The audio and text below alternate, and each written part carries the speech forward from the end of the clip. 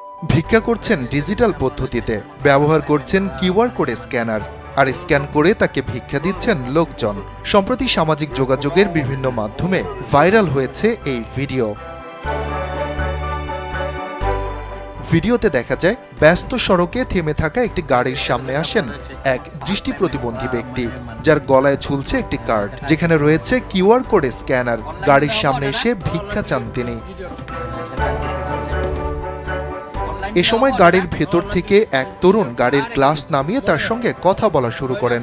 এরপর QR code scan করে ওই ব্যক্তির অ্যাকাউন্টে টাকা পাঠান তিনি। টাকা পাঠানোর পর জানতে চান তিনি বুঝে পেয়েছেন কিনা। এ সময় সঙ্গে থাকা স্মার্টফোন বের করে সেটি কানে তোলেন ওই ভিক্ষুক। ভয়েস নোটিফিকেশন চেক করে জানান তিনি 10 রুপি পেয়েছেন। এ সময় গাড়িতে থাকা ওই যুবককে হাসতে দেখা যায়। জানা যায় ভিডিওটি ভারতের আসাম রাজ্যের গৌহাটি থেকে ধারণ করা হয়েছে। দেশটির সংবাদ মাধ্যমগুলো বলছে আলোচিত ওই ভিক্ষুকের নাম দশরথ। তিনি দৃষ্টি প্রতিবন্ধী, চোখে ঠিকমতো দেখতে পান না, এজন্য ডিজিটাল পদ্ধতিতে ভিক্ষা শুরু করেন।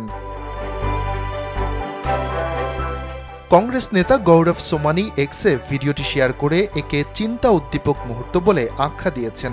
তিনি লেখেন, সাহায্য চাওয়ার জন্য ফোনপে ব্যবহার করে নির্বিঘ্নে ডিজিটাল লেনদেন। প্রযুক্তি আসলেই কোনো সীমা মানে না। এই ভিডিও আর্থসামাজিক অবস্থানের বাধা অতিক্রম করার জন্য প্রযুক্তিগত শক্তির একটি প্রমাণ। আসুন আমরা মানবতা এবং ডিজিটাল অগ্রগতির এই কৌতূহলজনক বিষয়টি নিয়ে চিন্তা করি।